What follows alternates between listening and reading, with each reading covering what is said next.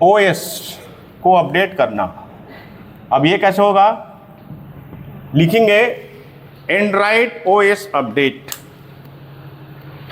देखिए, जब आप मोबाइल लेते हुए और जैसे ही हम चालू करते हैं ना, तो अपडेट तो रहता ही है, लेकिन कुछ कुछ कंपनी में अपडेट के लिए पूछता है। कितने लोग अपडेट करते हो अपने एंड्रॉइड को? हाँ, जब भी नोटिफिकेशन आता है ना, तो इसको स्किप ना करें। कृपया इस प्रोसेस को बिल्कुल भी स्किप ना करें अपने मोबाइल में। एंड्रॉयड अपडेट आता है, उसके साथ क्या होता है एक्चुअली में, एंड्रॉयड जब अपडेट आएगा तो दुनिया भर का नया नया थीम फीचर्स बढ़ जाता है। साथ में नीचे लिखा रहता है सिक्योरिटी पेज, सिक्योरिटी पैच, ये वर्ड लिखा रहता है नीचे में, आप देखना, उसी के साथ अपडेट होता है सिक्योरिटी पेज। जैसा भी कौन सा महीना चल रहा है? जनवरी। तो आपका जब मोबाइल कब हुआ था? नवंबर के किसी महीने में होगा। अब जब नया अपडेट आएगा तो वो जनवरी 2026 का सिक्योरिटी पेज अपडेट करेगा, जो लगभग 1.5 से 2 महीने के लिए वैलिडेट होता है। वो कंपनी के ऊपर डिपेंड है कि अपना सिक्योरिटी अपडेट कब कब देगा। इसलिए अच्छे से अच्छा मोबाइल का उपयोग करेंगे। क्या होता है कि यदि आप सस्ता मोबाइल ले रहे हैं, मैं किसी कंपनी का बुराई तो नहीं करूंगा, लेकिन सपोज डेट कि आप 8,000 वाला कोई कंपनी का मोबाइल ले लिए हैं, तो उसमें जनरली 1 साल का ही अपडेट रहता है। कोई अच्छा अगर आप लेते हैं सैमसंग वगैरह का और अच्छा कंपनी के लेते हैं, तो वो 3 साल से 5 साल तक सिक्योरिटी अपडेट आपके मोबाइल पे देगा।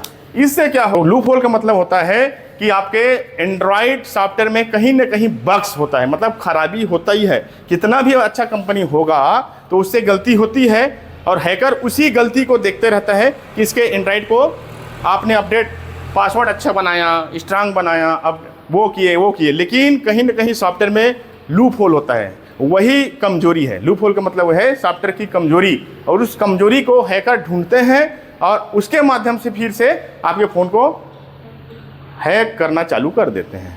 तो अब एंड्रॉयड जो ओएस आएगा तो उसको आप वाईफाई से या 5G जैसे भी कनेक्टिविटी है उससे अपडेट करते रहना चाहिए। और मेरे हिसाब से मैं अभी राय देता हूं कि किसी भी मोबाइल को 6 साल के बाद यूज़ नहीं करना चाहिए। फेंक दो उसको, भले चलते रहेगा, स्क्रीन नहीं टूटा है, सब चीज़ अच्छा है, लेकिन उस फ़ोन का भी क्या महत्व कि आपके पैसे को ले डूबेगा। क्योंकि क्या होता है, कंपनी ने कितना वादा किया?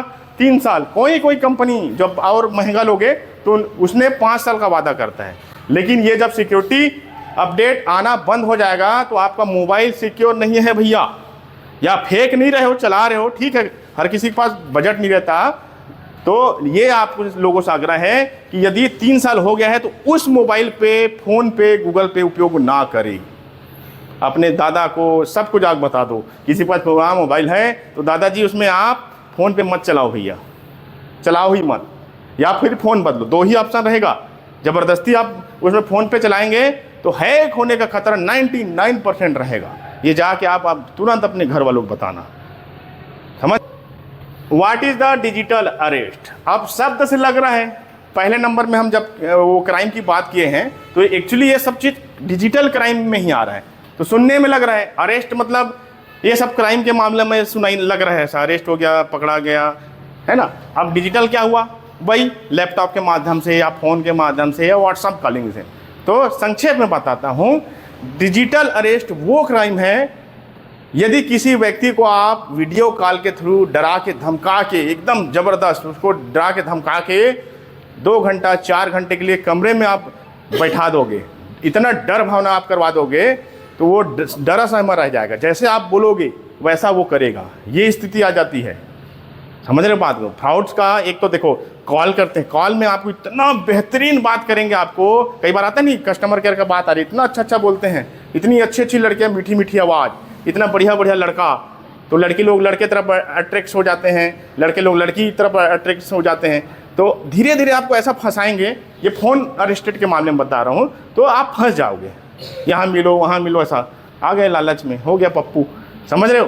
तो इस तरह से डिजिटल अरेस्ट एकदम डरा धमका करके लोगों को ठगा जाता है। और ये एकदम लेटेस्ट अभी साइबर ठग है, जिसमें जो हमारे देश के, हमारे है ना, राज्य के जो बुजुर्ग लोग हैं ज़्यादातर ठगते हैं। एक बार डरा दो, डिजिटल अरेस्ट के मामले में आपके घर में जाके आपको बताना है कि कोई भी वीडियो कॉल को अगर यदि एक्सेप्ट करते हो तो उससे बात ना करें, तुरंत काट दें। सिर्फ अपने जान पहचान वाले से ही वीडियो कॉल करना है, वीडियो चैटिंग अपने घर वाले से करना था, किसी से नहीं करना है। ठीक, तो ये बहुत महत्वपूर्ण है क्योंकि सबसे ज़्यादा पैसा हमारे बुजुर्गों के पास है, हमारे पापा के पास है, घर वाले के पास है। हम तो युवा हैं, हमको कमाना है, इस स्टेज में जाना है, लेकिन आपकी जिम्मेदारी है कि जो डिजिटल अरेस्ट हो रहे हैं घर में जाके 100% आपको आज बताना है कि इस तरीका होता है। इस वीडियो को दिखाना है कि सर ऐसे बोले हैं, नहीं करना है वीडियो कॉल। समझने के बाद आपको आखिरी में क्या करना है, यदि आप साइबर फ्रॉड के शिकार हो भी गए, कितना भी आप जानकारी सुनोगे एकदम होशियार, तो यदि आप साइबर फ्रॉड या आपके परिवार के कोई व्यक्ति साइबर फ्रॉड के शिकार हो गए तो भैया कुछ नहीं करना है। आपके खाते से कभी रकम मतलब छूमंतर हो गया किसी माध्यम से, फ्रॉड से, ऐप जैसा भी आप मतलब डिजिटल प्लेटफॉर्म में या यदि आप ठगी के शिकार हो गए हैं तो तुरंत 1930 में कॉल लगाइए। ये साइबर सेल का नंबर है, साइबर क्राइम जो देखते हैं, जैसे थाना होता है ना, वहीं पे एक ऑफिस होता है 1930, ऑल इंडिया नंबर है, इसमें टोल फ्री में बात होगा, तुरंत कॉल लगता है 1930।